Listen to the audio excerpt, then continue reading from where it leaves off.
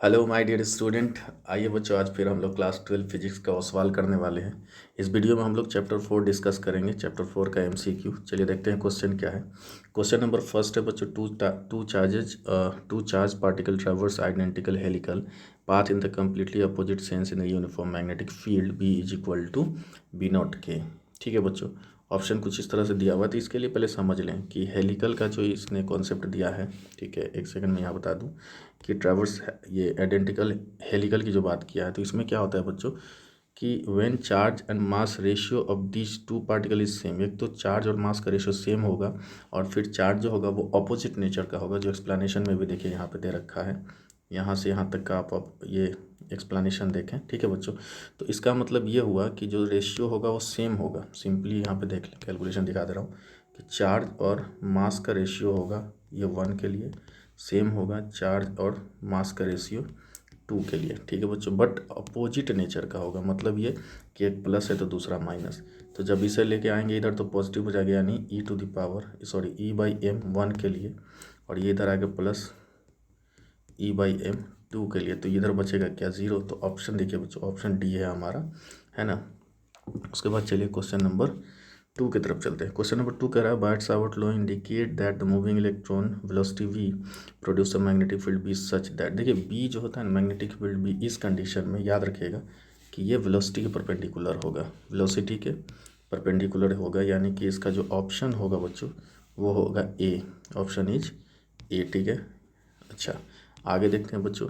A current carrying a circular loop of radius r is placed in the xy plane, centre of the origin half of the, ठीक है, x greater than, now bend so that it now lies in the y z plane.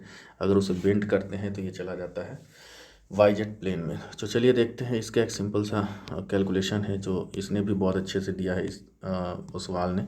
इसके calculation को मैं आपको समझा दूं। देखिए यहाँ पे है एक्सप्लेनेशन। फार्मूला क्या होता है मोमेंटम का बच्चों, ये होता है I/πr। ठीक है, और यहाँ से ये देखिए जब हाफ बेंड किया हमने तो m1 I/πr/2 और m2 I/πr/2 दोनों सेम होगा, क्योंकि रेडियस हमारा चेंज नहीं हो रहा है, सिर्फ लूप को हमने क्या किया है बच्चों, बेंड कर दिया है, लूप को बेंड कर दिया। ठीक है, अब ये फार्मूला एमनेट का होता है m1 का square under root plus m2 का स्क्वायर। ठीक है, तो अंडर रूट में से देखिए m1 m2 दोनों सेम है बच्चों। यहाँ पे एक चीज़ मैं दिखा दूँ, m1 I/πr/2 है, m2 भी I/πr/2 है। तो इसमें जब दोनों सेम रखेंगे तो मैं यहाँ पे कैलकुलेट करके भी दिखा देता हूँ आपको कि जो एम नेट है हमारा वो अंडर रूट रखेंगे हम क्या, I/πr/2 करके उसका स्क्वायर, I/πr/2 का स्क्वायर, और प्लस फिर यही होगा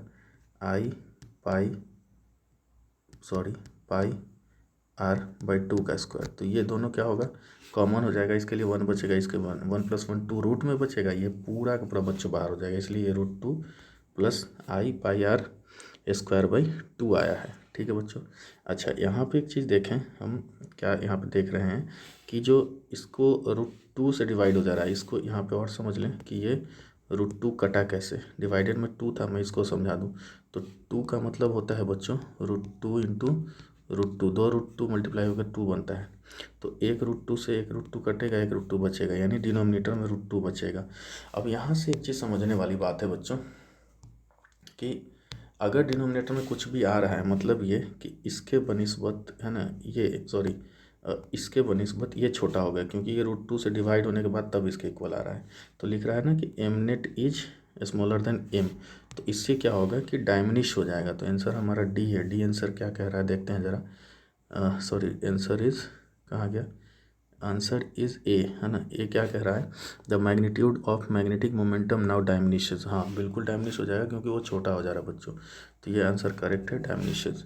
ओके, क्वेश्चन नंबर 4 की तरफ चलते हैं। A circular current loop of magnetic momentum m is an arbitrary orientation and the external magnetic field b, the work done to rotate the loop 30 degree about the axis perpendicular. एक चीज़ समझे बच्चों यहाँ पे, है ना, एक्सिस पे rotate अगर कराते भी हैं, ठीक है, तो इसके थीटा में कोई चेंज नहीं आएगा। ठीक है, यहाँ पे समझे। तो यानी कि अगर मैं कैलकुलेटली बात करूँ तो जो θ1 यहाँ पे दिया हुआ है, देखिए θ1 = θ2 = α, यहीं पे समझ लें, है ना। तो जब थीटा में चेंज नहीं आ रहा है तो फार्मूला हमारा वर्क डन का ये होता है।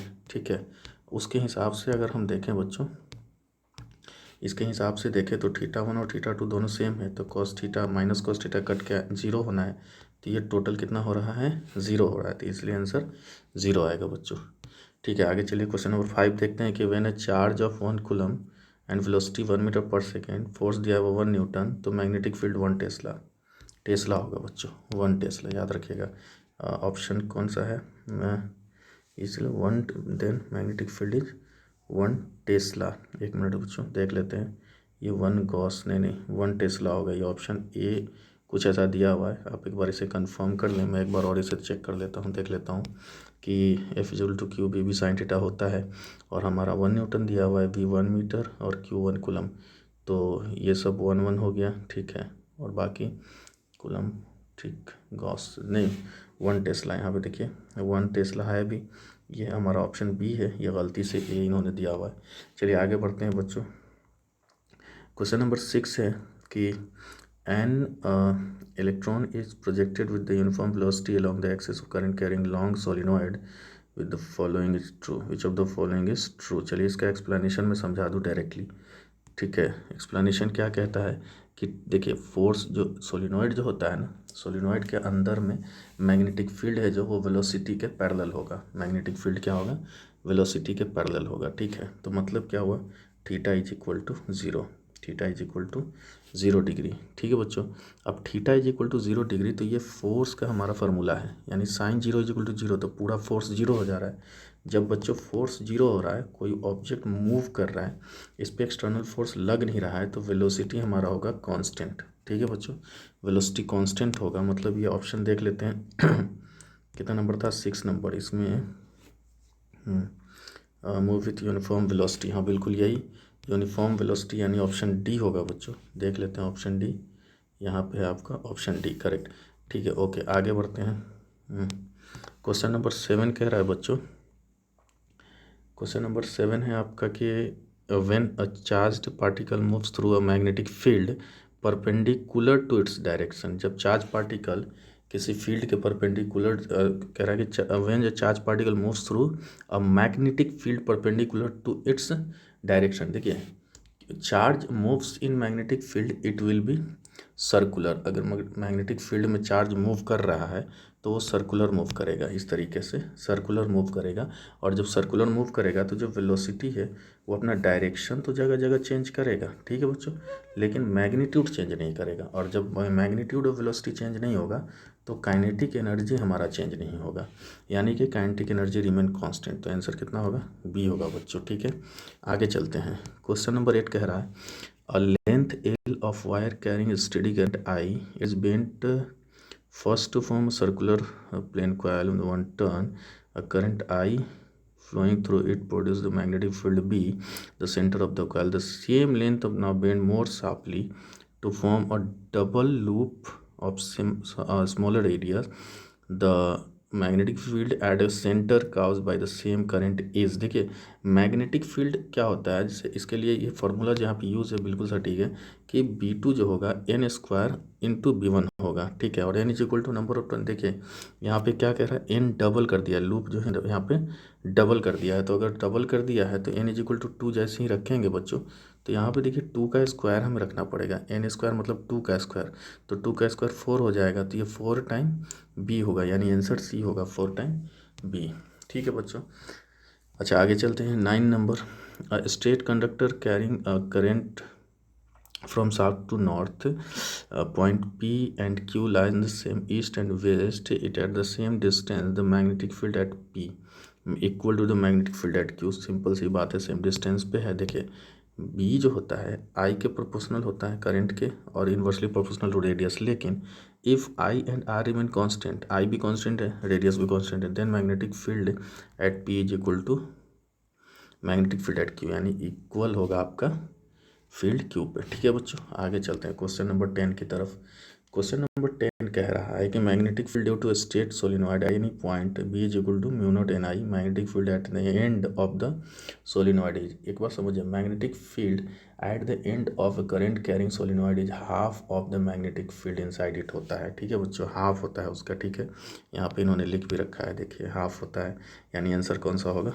B/2, ठीक है बच्चों। आगे चलते हैं, 11 नंबर कह रहा है at any point empty space surrounded by a toroid the magnetic field is B1 at any point outside the toroid the magnetic field is B2। देखिए एम्प्टी स्पेस बाहर को ही बोलते हैं बच्चों। टोरॉइड कुछ इस तरह के होता है, देखा होगा आपने कि ऐसे ऐसे ऐसे ऐसे टोरॉइड बना होता है, तो इसकी बाहर की बात कर रहा है एम्प्टी स्पेस मतलब आउटसाइड इस तरीके से। तो जो खाली जगह एम्प्टी स्पेस हो या आउटसाइड हो, दोनों जगह पे जो मैग्नेटिक फील्ड होता है जीरो होता है, तो इसलिए B1 भी B2 भी दोनों क्या हो जाएंगे, जीरो, और ऑप्शन डी आंसर होगा। ठीक है बच्चों, चलिए आज चलते हैं। An infinitely long straight conductor is bent into shape as shown in figure. इस फिगर में जो शेप दिख रहा है, current in it is I and the radius of the circular loop is R, the magnetic field at centre. Centre पे magnetic field बताना है। देखिए इसका जो होता है बच्चों, एक चीज़ समझ लें, जो magnetic field at O due to ABCD, यानी कि क्या बोलते हैं उसको, स्ट्रेट वायर, यानी इस स्ट्रेट वायर के थ्रू जो इसके वजह से जो मैग्नेटिक फील्ड होगा बच्चों, उसको लिखेंगे μ0I/2π R, यानी R डिस्टेंस पे ही हो रहा है। देखिए R डिस्टेंस पे, तो वो डिस्टेंस देंगे। ठीक है, उसी तरीके से जो सर्कुलर लूप है हमारा, है ना, BEC जो सर्कुलर लूप है, उसके वजह से जो होगा तो μ0I/2R। ठीक है, μ0I/2R, ये तो फार्मूला है। अब कह रहा है the field are opposite direction hence the resultant field, है ना। जरा से यहाँ समझ ले बच्चों, अपोजिट डायरेक्शन बोल रहा है, यानी अगर राइट हैंड थंब रूल लगाएंगे, ठीक है, तो डायरेक्शन इसका अपोजिट तो नहीं हो पा रहा है। ठीक है, इसका भी यूँ जा रहा है, स्क्रू का अगर करेंगे तो इधर आ रहा है, और हाँ ठीक है बच्चों, तो इसका अपोजिट डायरेक्शन है। डायरेक्शन अपोजिट होने का मतलब ये हुआ कि देखिए दोनों एक दूसरे के उसमें होगा, सब्ट्रैक्ट होगा एक में से, यानी एक में से दूसरे को क्या करेंगे, माइनस करेंगे, जैसा कि यहाँ पे किया गया है। ठीक है बच्चों, तो फिर इसको अगर माइनस करेंगे तो आप गौर करें यहाँ पे कि इसमें से μ0I/2πR, है ना, बाहर अगर लेते हैं तो अंदर में बचेगा π-1। देखिए π-1 क्यों बचा, क्योंकि इसमें पाई है नहीं, मैंने ज़बरदस्ती अंदर नीचे में पाई लिया है कॉमन, तो इसके ऊपर में पाई देना पड़ेगा जो यहाँ पे रह गया। ठीक है, ये कॉमन कैलकुलेशन आप कर लीजिएगा, आंसर वही आ जाएगा। ठीक है बच्चों, क्वेश्चन नंबर 13 की तरफ चलते हैं। क्वेश्चन नंबर 13 कह रहा है a solenoid of 1.5 metre length and 4 centimetre diameter has a 10 turn per centimetre, a current of 5 ampere is flowing through it, the magnetic field at axis inside the solenoid. Question number 13 है बच्चों। Question number 13 का थोड़ा सा ये solution हम लोग देख लेते हैं कैसे होगा। ये जो इसका फार्मूला होता है, आइए पहले फार्मूला यहाँ पे मैं दोनों करके दिखा देता हूँ। देखिए ये जो कैलकुलेशन है कि मैग्नेटिक फील्ड आप जानते हैं μ0 होता है मैग्नेटिक फील्ड। ठीक है, अच्छा μ0 में μ0 के वैल्यू तो आप जानते हैं कि 4π × 10⁻⁷ होता है। n नंबर ऑफ टर्न्स हमारा 10 था, बट पर सेंटीमीटर था, पर सेंटीमीटर में इसको पहले समझा दूं, है ना।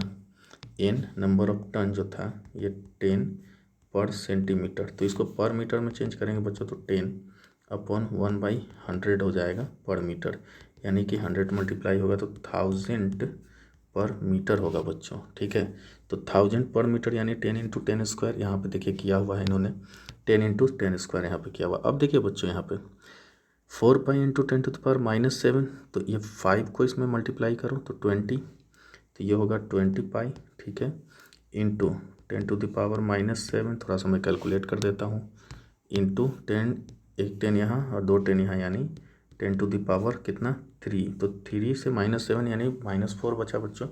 एक 10 इसमें से ले लेते हैं तो यहाँ 2 बच जाएगा, 2π, तो एक 10 ये और 3, 4 10 हो जाएगा, 4 10 हुआ पावर में, है ना, और -7, तो कितना बचेगा, -3 बचेगा। अगर 4 को घटा देंगे तो ये -3 बचेगा, तो आंसर कितना होगा 2π 10⁻³ टेस्ला। इसमें है बच्चों, कहाँ गया, ऑप्शन ए है बच्चों आपका यहाँ पे। ठीक है, ओके, ये 13 नंबर था। 14 की तरफ चलते हैं। 14 है कि the strength of the magnetic field at distance R from the long straight current carrying wire is B, the field at distance R/2 will be. देखिए B जो होता है इन्वर्सली प्रोपोर्शनल टू R होता है बच्चों। इन्वर्सली प्रोपोर्शनल टू R कहने का मतलब ये हुआ कि B1/B2 = R1/R2 हो जाएगा, ये वाला रेशियो का जो रिलेशन देख रहे हैं। और R को कह रहा है कि R/2 कर देना है ना, R2 यानी नया वाले R को, इस R/2 को, सॉरी इधर मैं लिख देता हूँ B1/B2 by B2 is equal to होगा, क्योंकि इन्वर्सली प्रोपोर्शनल होता है ना, तो R2/R1। और नया वाला जो रेडियस बन रहा है बच्चों वो हाफ है, यानी R/2। अगर दोनों को R लेके चलें तो R/2 है, तो ये हम निकाल के लेके आएंगे R/2 अपन कितना R।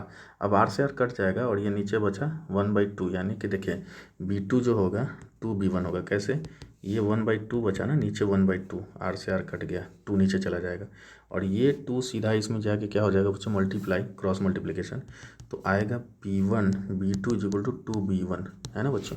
तो यहाँ पे देखिए B2 is equal to 2B1 यानी 2B, तो क्या होगा आंसर 2B। ठीक है बच्चों, आंसर हमारा हो जाएगा 2B, ये वाला। ओके, आगे चलते हैं। क्वेश्चन नंबर 15 है बच्चों, in a moving coil galvanometer current in the coil is, देखिए in a moving coil galvanometer current in a coil is directly proportional to the angle of deflection. ठीक है, तो इसमें देख लीजिए directly proportional to angle of deflection कहाँ है, ए में ही दिया हुआ है। ठीक है बच्चों, तो ऑप्शन हमारा ए होगा, सिंपली इसको याद कर लीजिएगा। अच्छा, current sensitivity of a galvanometer, ये तो θ/I होता है, कहीं कहीं α/I भी ऐसे लिखते हैं, है ना, और θ/I वो जैसा आप एंगल कंसीडर कर रहे हैं बच्चों। ठीक है, तो इसी को बोलते हैं NBA, है ना, अपॉन C, जो कि आंसर होगा NBA/C, बी पार्ट। ठीक है बच्चों, ओके, ये करंट सेंसिटिविटी ऑफ गैल्वेनोमीटर होता है, आप पढ़े होंगे क्लास में अपने, आप इसे याद कर लेंगे अगर नहीं पता हो तो। ठीक है, 17 कह रहा है कि the deflection torque acting on coil of a galvanometer. अब यहाँ पे देखिए इन्वर्सली प्रोपोर्शनल, इन्वर्सली देखिए टॉर्क में कुछ भी इन्वर्सली होता नहीं है अभी फिलहाल फार्मूला के अकॉर्डिंग, टॉर्क इज NBIA, तो directly proportional to magnetic field, यही आंसर होगा, क्योंकि इसमें मैग्नेटिक फील्ड जो टॉर्क होता है ना बच्चों, ये directly proportional to magnetic field होता है, यानी आंसर डी होगा आपका। ठीक है, ओके। 18 कह रहा है कि to convert galvanometer to a meter, a shunt S2 is connected with the galvanometer. The effective resistance of a meter then is GS/G plus S। Option A बच्चों, GS/G plus S। ठीक है, ये सब तो आप छोटी छोटी चीज़ें आपने पढ़ा होगा, आप देख लेंगे, यही होगा आपका इफेक्टिव रेजिस्टेंस। ठीक है बच्चों, ये 18 था। ठीक है, अब आइए देखते हैं 19 कह रहा है galvanometer of 100 ohm resistance give full scale deflection 10 milliampere current to use it as an ammeter 10 ampere range, the resistance of the shunt required is, देखिए resistance of the shunt required का ये जो होता है ना, एक resistance, और ये इस तरह का फॉर्मूला होता है बच्चों। ठीक है, Ig/I - Ig। तो यहाँ पे देखिए Ig जो है ना वो 10 मिली एम्पियर दिया हुआ है, सबसे पहले इसे समझते हैं। जी की वैल्यू दिया हुआ है 100, ठीक है बच्चों, ये वाला, और Ig दिया हुआ है आपका 10 मिली एम्पियर। तो मिली एम्पियर को एम्पियर में बदलने के लिए क्या करते हैं बच्चों, 1000 से इसको डिवाइड कर देंगे, डिवाइड 1000 से।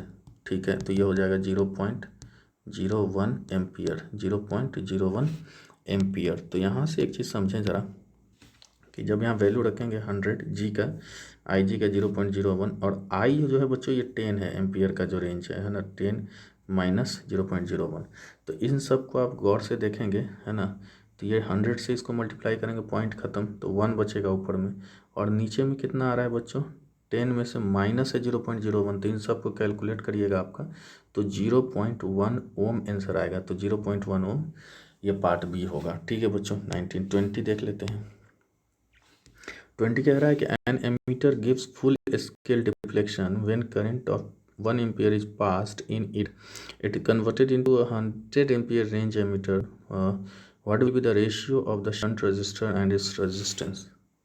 100 एम्पियर 9, 1/9 नहीं बच्चों, इसमें एक चीज़ देखना है, समझिए इस चीज़ को, फॉर्मूला तो वही लगेगा जो अभी हम लोग देखा था। ठीक है, अच्छा Ig देखिए, Ig यहाँ पे क्या कह रहा है, 1 एम्पियर आपका दिया हुआ है करंट पास इट, है ना, 1 एम्पियर पास कर रहा है करंट। ठीक है, और I माइनस Ig जो होता है बच्चों, तो 10 माइनस 1, जबकि यहाँ पे 100 दिया हुआ है, ये थोड़ा सा हमको डाउटफुल लगता है। आप एक बार इसे चेक कर लीजिएगा क्वेश्चन को कि क्या इन्होंने ये सही डेटा दिया, ये 10 होना चाहिए बच्चों। ठीक है, ammeter give full deflection when current 1 ampere pass on it converted into the 10 ampere, 10 होना चाहिए बच्चों।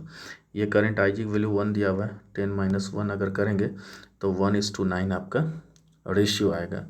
ठीक है बच्चों, यानी 1:9 रेशियो इसका जो आंसर होगा वो हमारा होगा ऑप्शन ए। लेकिन ये कब होगा बच्चों, ये होगा 100 एम्पियर को, आई थिंक मुझे जहाँ तक लगता है कि इस 100 एम्पियर पे तो ये रेशियो बच्चों मिलने से रहा। ठीक है, तो आप एक बार इसे कंफर्म हो लेंगे, ये 10 एम्पियर होना चाहिए। ठीक है बच्चों, चलिए आगे चलते हैं क्वेश्चन नंबर 21 की तरफ कि अ galvanometer can be converted into a voltmeter bye connecting high value resistance को जब सीरीज में कनेक्ट करते हैं बच्चों तो ऐसा होता है। अब देख लेते हैं इसमें high value resistance in series, option A है बच्चों। ठीक है, ऑप्शन ए इसका आंसर है। ठीक है बच्चों, ये आपका था चैप्टर नंबर 4, है ना, उसका एमसीक्यू इसमें हमने किया है आज डिस्कस। आगे बच्चों नेक्स्ट चैप्टर जो है उसका हम डिस्कस करेंगे और उसके बाद कोशिश करेंगे आपका असर्शन रीज़न भी हम डिस्कस करने का। वक्त बहुत कम है, बहुत ज़्यादा कोशिश में है कि आपको पूरा चैप्टर हम दे सकें। थोड़ी बहुत मेरे साथ भी वक्त की किल्लत है, लेकिन फिर भी जो मिल रहा है बच्चों उसे अपने दोस्तों में शेयर ज़रूर करें। किसी को जो भी आपके जानने में है उसे बेनिफिट मिल जाए इसका। जो भी वक्त है इसमें आप लोग अच्छी तैयारी कर रहे हैं और आपके साथ बहुत बेहतर हो, ये मेरी दुआ है। बाकी मैं पूरी कोशिश करता हूँ बच्चों कि वक्त रहते आपको सारा चैप्टर दे सकूँ। ठीक है बच्चों, तब तक आप इसके साथ स्टडी करें। हम आते हैं नेक्स्ट वीडियो में नेक्स्ट चैप्टर के साथ। ओके बच्चों।